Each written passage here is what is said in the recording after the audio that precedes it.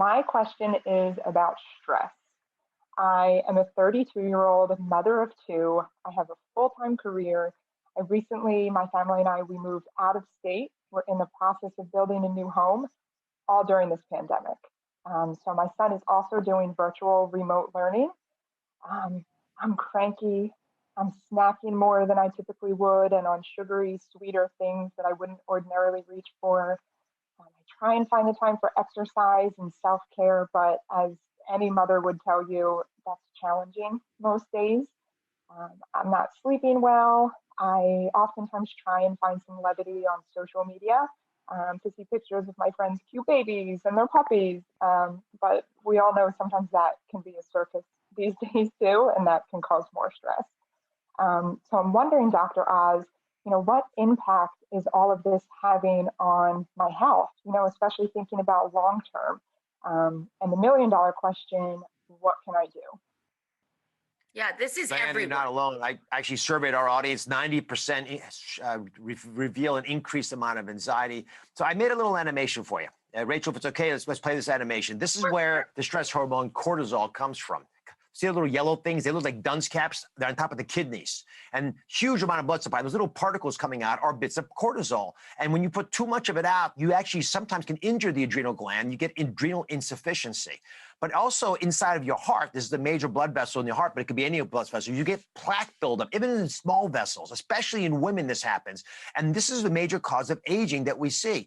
Those kidneys don't function well. And within the intestinal system, you see how they're wiggling around. You get the butterflies. But it's actually causing damage to a lot of your organs, shrinking of the brain. Kids, by the way, when they have too much stress, cannot learn.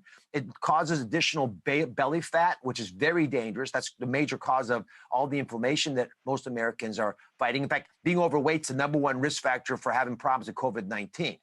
So if it's okay, Diana, I'm going to give you an at-home stress test. Can you do this with me? Sure. All right. So I'm at home in the studio, so it's not quite the same, but I'm going to reflect it here. So what you're going to do is get a wall and try to lean up against the wall. Now, if you lean up and your shoulders touch the wall like this, then you're doing fine.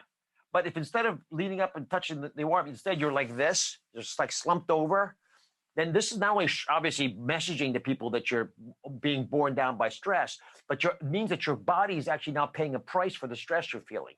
So make sure, and you can do this exercise. By the way, when I talk to friends, I always put my hands behind my back and just sit like this or stand like this. That little mover pulls your shoulders back. You can do it at the dinner table. You can do it instead of walking around like this, walk around like that.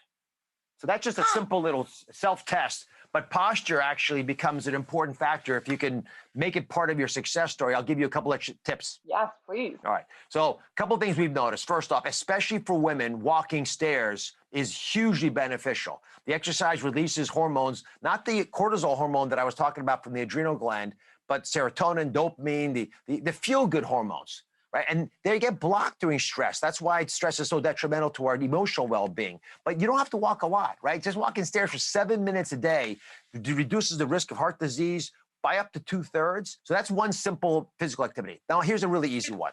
I want you to find the key acupressure point for stress-reducing chemicals. So if you take your hand and open up your thumb and your index finger, and right between there, there's a little pad of muscle. Can you feel that? It's called the thenar eminence right there. Yeah, I do that one all the time. Perfect. It really grab that and massage it for 5 minutes, right? It will lower your cortisol levels, release that oxytocin, which is really effective at reducing stress in your body. But the most important way to deal with stress is each other, because we are the safety net for each other. That's why when I heard about the terrible fire next door, I quickly sent a message. Not that I needed a response, but I wanted you to know that you were loved by anyone who actually knew you. And Diana, there are people in your life who are linked into you. And I guess social media has a benefit to connecting with them, but it has the opposite effect in you. I think it's one of your triggers. So there are screen time limits that you can set on your phone. Take advantage of them. These tips from Dr. Oz are really helpful, and I can't wait to implement them. Yeah, this thing, it's going to be your favorite hobby. Your husband's going to be like, I'm already doing it. I know. It really works. I do it all day long.